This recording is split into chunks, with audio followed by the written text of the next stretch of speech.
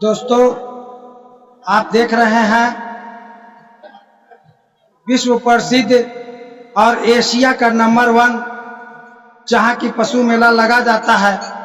उस जगह से भारत के प्रत्येक व्यक्ति भली भांति परिचित है और वह जगह है हरिहर क्षेत्र सोनपुर।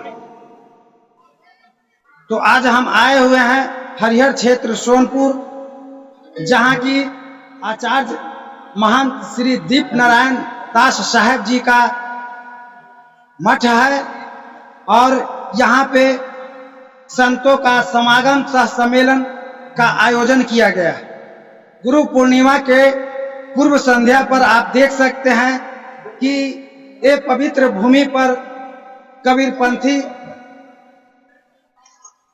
लोगों की भीड़ है और काफी आस्था के साथ यहाँ पर हजारों की संख्या में कबीरपंथी समाज के संत महंत पधारे हुए हैं।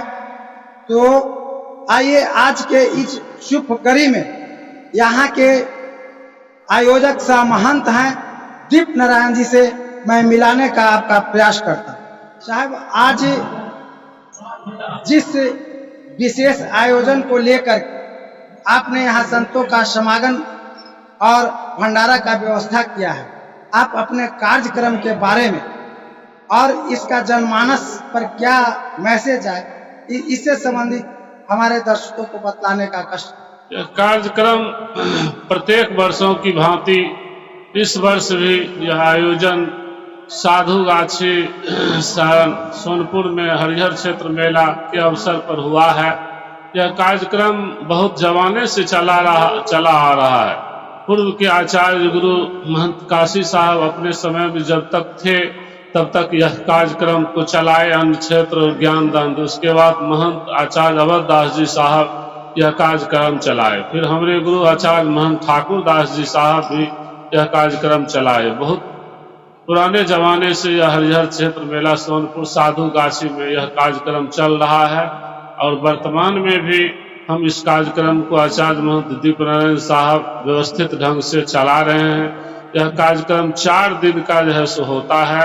आज हम 1 बजे जितने भी बहुत से थे संत महंत होया के महंत धर्मदास जी साहब, तुर्की के महंत सुंदर दास जी साहब, राष्ट्रीय महामंत्री रमेश दास जी साहब, आचार्य शत्रुघ्न गोस्वामी साहब, सभी आकर के इस मंच पर इस कार्यक्रम को विधिवत उद्घाटन किए हैं और तब से इस मठ का संचालन हो रहा है।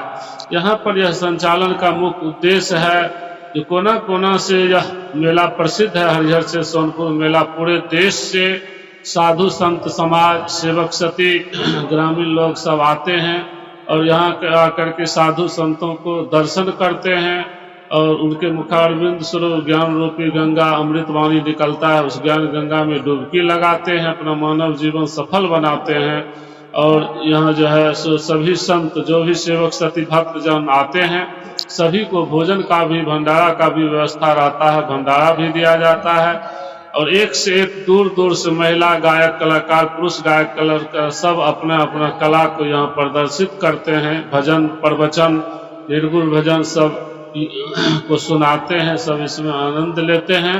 सदगुरु कबीर का मूल ग्रंथ बीजक है। बीजक पे सदगुरु कबीर कहे हैं, भाई रे दुई जगदीश कहाँ से आया, कहूँ कौन बोर आया, अल्लाह राम करीमा के सब हरि हजरत नाम धराया।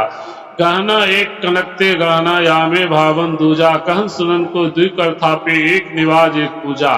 वही महादेव वही मोहम्मद ब्रह्मा आदम कहिए, को हिंदू को तुरुक कहावे एक जिमी पर रहिए। वेद किते पढ़े एक उतवा ओ मौलाना ओ पारे, बेगर बेगर नाम धराया एक मिट्टी के भारे। कहें कबीर ओ दोनों भूले, राम ही किन्हिन पाए, वही खसी वही गाय कटावे दुबाधी जन्म कमावे। ये 2 गो ईश्वर कहाँ से आ गया है? तुम लोगों को किसने पागल बना दिया है? अल्लाह राम रहीम हरि हजरत नाम धरा करके आपस में झगड़ते हो। जिस प्रकार एक सोना का अनेक गहना बनता है, कान का, नाक का, गला का, हाथ का, पूरा शरीर का आभूषण बना दिया जाए, लेकिन इसमें सोना का अस्तित्व रहेगा। संत सम्राट सदगुरु देव कहते हैं पृथ्वी एक है और हिंदू मुसलमान 2। पृथ्वी तो एक ही है, एक ही मिट्टी के अनेक बर्तन बनता है, सब बर्तन का नाम अलग अलग है, लेकिन मिट्टी तो एक ही है। संत सम्राट सदगुरु देव कहते दोनों भूला है, न राम समझता है न रहीम समझता है। हिंदू बकरा भैंसा आदि काटता है, मुसलमान गाय काटता है। हिंदू कहता है मेरा ईश्वर बड़ा है, मुसलमान कहता है मेरा खुदा बड़ा है। संत सम्राट सदगुरु देव कहते हैं दोनों का जीवन लड़ते लड़ते व्यर्थ में चला जाएगा, इसलिए सब भाई भाई मिलकर के रहो, सबको एक समान समझो। सदगुरु कबीर मानव समाज को समतल भूमि की तरह एक करना चाहते थे। मानव समाज को एक सूत्र में बांधने के लिए अनेकों उदाहरण दिए हैं।